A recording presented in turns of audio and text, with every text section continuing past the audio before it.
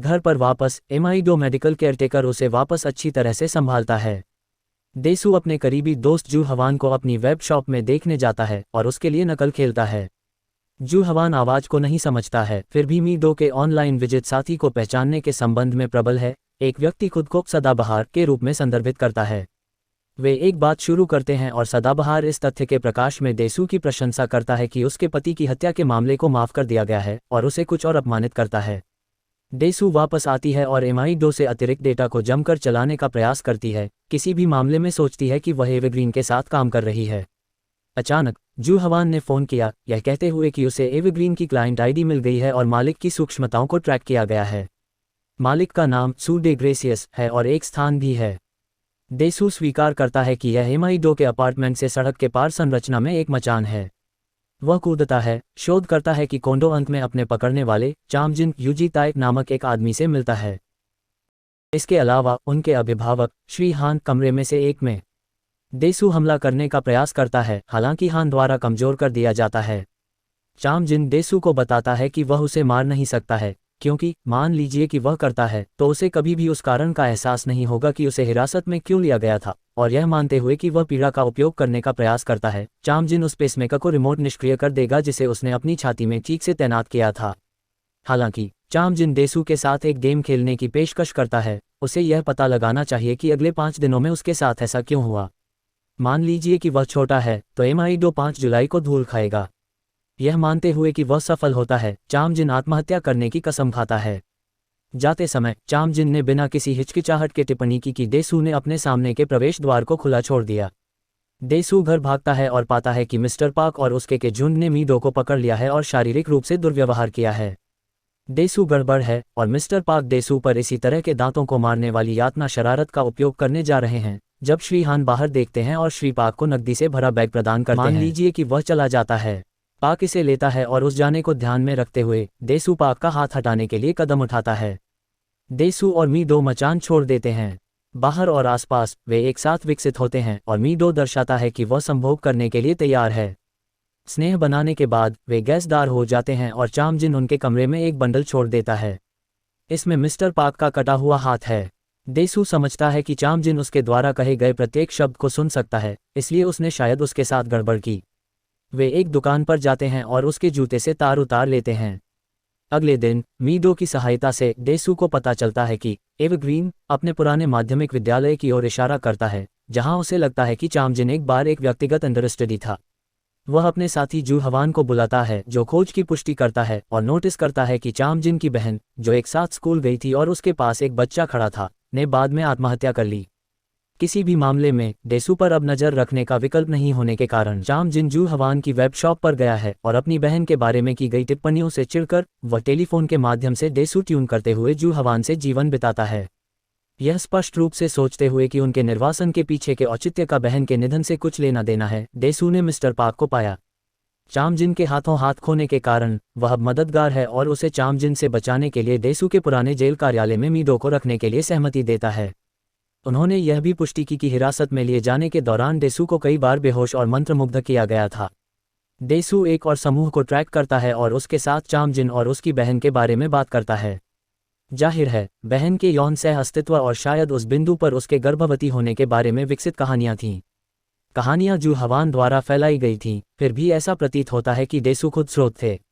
फिर उस बिंदु पर उसके पास स्मृति की एक अप्रत्याशित स्मृति है।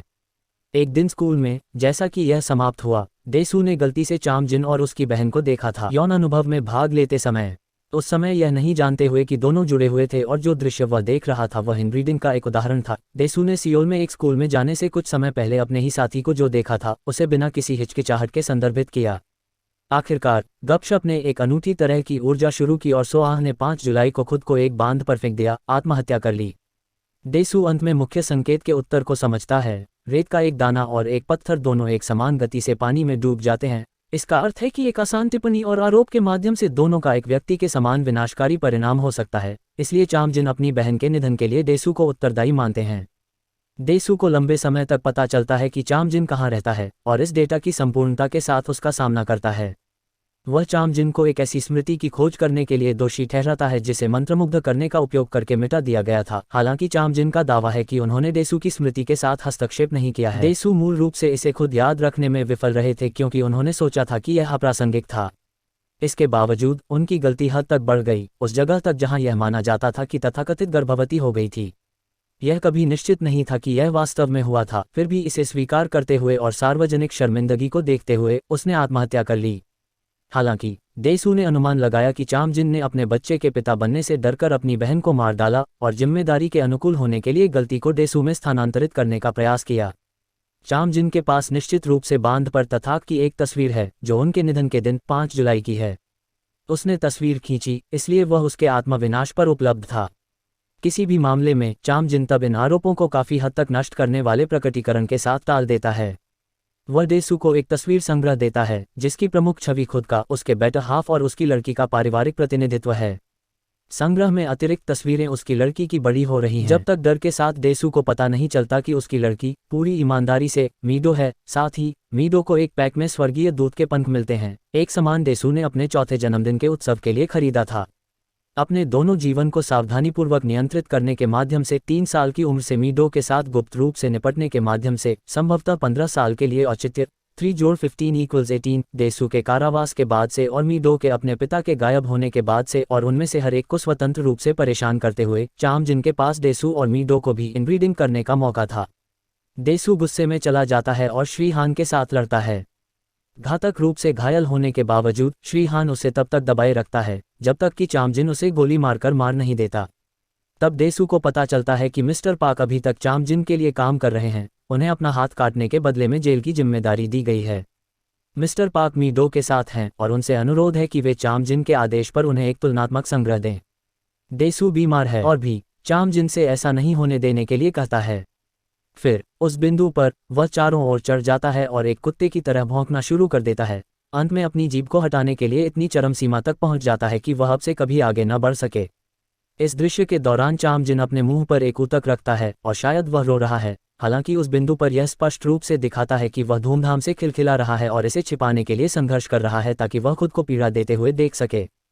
प्रतिशोध की अपनी भूख के साथ जो लंबे समय तक जीने के लिए उनका एकमात्र औचित्य था, चाम जिन ने मीडो को जानने से बचाया और इसी तरह के शॉट के साथ खुद को और देसू को दूर करने के लिए तैयार किया। वह किसी भी मामले में अपने दृष्टिकोण को बदल देता है और देसू को अपने पेसमेकर में रिमोट चेंज देता है। देसू जल्दी से इसे छीन लेता है और इसका उपयोग करता है बस यह पता लगाने के लिए कि यह चाम जिन को नहीं मारता है। फिर भी एक रिकॉर्डिंग डिवाइस लागू करता है। चाम जिन एक लिफ्ट में पेंटहाउस से बाहर निकलता है जिससे देसू को उसके निषिद्ध की नकल से प्रताड़ित किया जा सकता है। इसके अलावा चाम जिन से ऐसा नहीं होने देने के लिए कहता है। फिर उस बिंदु पर वह चारों ओर चढ़ जाता है और कुत्ते की तरह भौंकना शुरू कर देता है। अंततः इतनी चरम सीमा तक पहुंच जाता है कि अपनी जीभ को हटा देता कि वह अब से कभी भी लड़खड़ा न जाए। इस दृश्य के दौरान चाम जिन अपने मुंह पर एक ऊतक रखता है और शायद वह रो रहा है। हालांकि उस बिंदु पर यह स्पष्ट रूप से दिखाता है कि वह धूमधाम से चिल्ला रहा है और इसे छिपाने के लिए संघर्ष कर रहा है ताकि वह खुद को पीड़ा देते हुए देख सके। प्रतिशोध की अपनी भूख के साथ जो लंबे समय तक जीने के पीछे उनका एकमात्र औचित्य था, चाम जिन ने मीडो को जानने से बचाया और खुद को और देसू को इसी तरह के स्लग के साथ दूर करने के लिए तैयार किया। वह अपने दृष्टिकोण को बदल देता है इसके बावजूद और देसू को अपने पेसमेकर में दूरस्थ परिवर्तन देता है। देसू जल्दी से इसे छीन लेता है और इसका उपयोग करता है बस यह पता लगाने के लिए कि यह चाम जिन को नहीं मारता है, लेकिन एक रिकॉर्डिंग डिवाइस लागू करता है।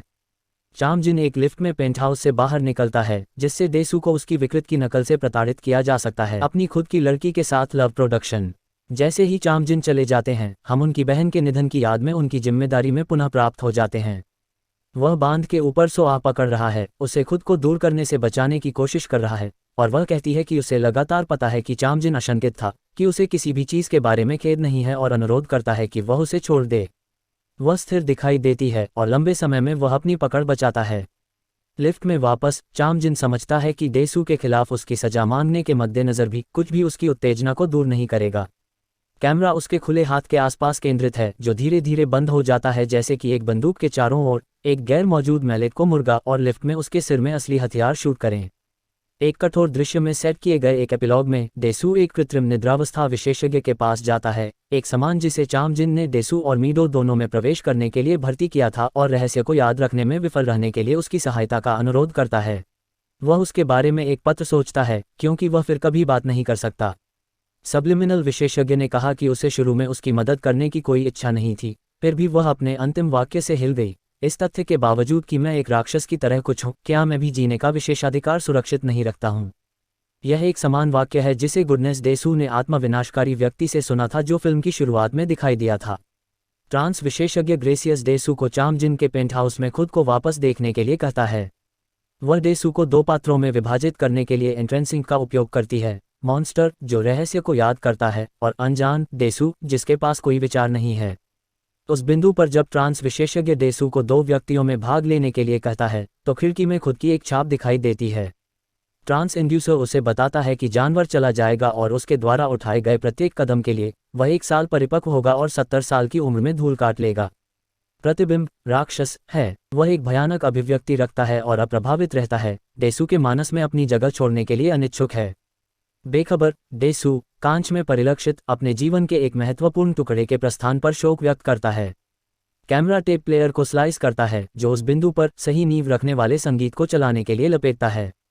ग्रेसियस डेसू को शुभकामनाएं दी जाती हैं और स्क्रीन अंधेरा हो जाता है। डेसू जाग जाता है। हिप्नोथेरेपिस्ट सक्रिय रूप से चला गया है और उसे वायरस की जमीन पर एक आकर्षक झुकाव के साथ छोड़ दिया गया है। वह कुछ देरी के साथ मुस्कुराता है। अंत में वह एमाई-डो के साथ मिलता है और वे गले लगाते हैं। शांतमी-डो डेसू को बताता है कि वह उसे प्यार करती है और एक बड़ी मुस्कान हर जगह दिखाई देती है जो धीरे धीरे एक पीड़ादायक पसीना में बिगड़ जाती है। चैनल को पसंद करना न भूलें और अपने दोस्तों और परिवार के लिए साझा करें। धन्यवाद। सब्सक्राइब करना न भूलें।